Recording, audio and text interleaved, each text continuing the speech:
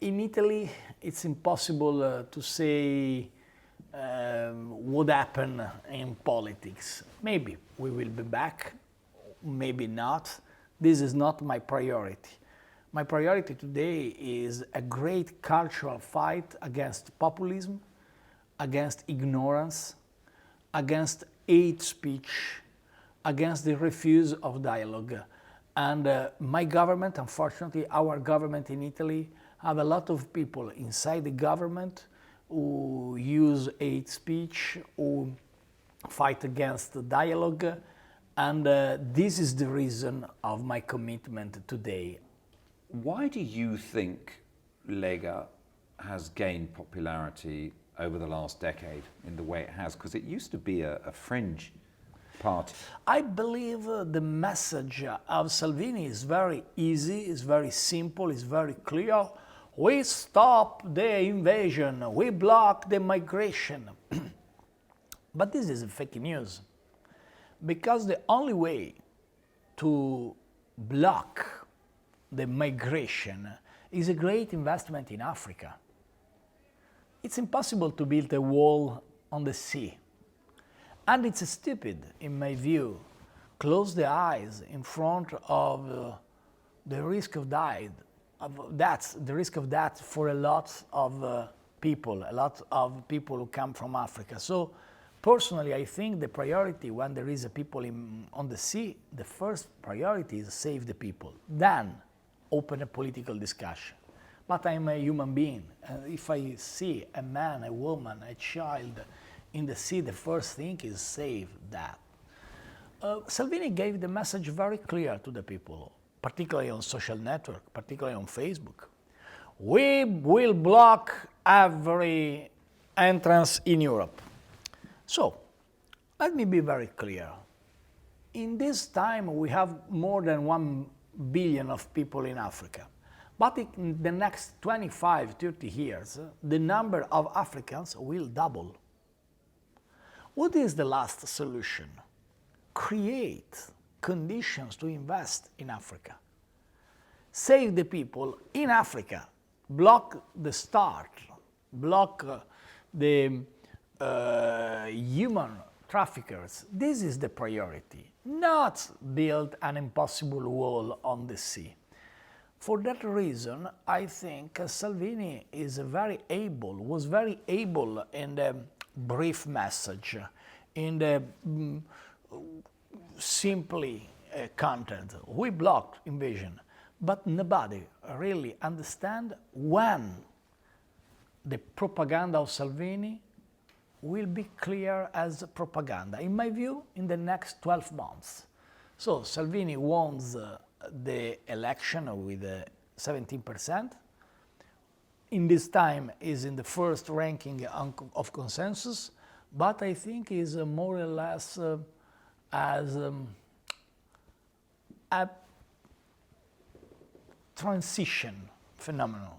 The real challenge for migration in Italy will be in the next years with a strategy as Europe in Africa. We need politics, not populism. What is the point? Salvini is not working class. Salvini never worked in his life. Salvini began as a politician in 1993, 26 years ago. In the last 26 years, every Italian paid for the salary of Salvini, first as city councillor in Milano, then as a member of parliament, then as a member of European Parliament, now as minister. What is the result of Matteo Salvini? Zero. So it's not a fact consideration. If we call fact-checking for Salvini, the result of his commitment in European Parliament against the Europe of elite is zero. He voted for every initiative of Silvio Berlusconi. He's a part of majority of Silvio Berlusconi in his career. He's not a rising star who came from working people and proposed a revolution. He's a part of establishment. If there is establishment, Salvini is a part of establishment. Where is the great message? is a message very easy in this period against the people who worked for Italy in the last 20 years. He combined together everyone. He gave this message: all the people who worked for the last 20 years destroy Italy. It's not true. There are some government who work well, some government who work bad. It's normal, it's life. But the message of Salvini is a very simple message against all the people, not only of the left, and it's a message who try to give a sentiment of fear about future. This is very interesting. It's negative in my view, but it's very interesting also as a cultural message. What is the message of Salvini? The future will be a problem. We will have a lot of people who will come from Africa in our city. Robot will destroy the jobs in our economy. The globalization will be a problem. It's not true. Okay, we will have a lot of problems from globalization, we know. But for a country as Italy, very good in export, globalization is one of the most important assets for the future of our economy and of our community.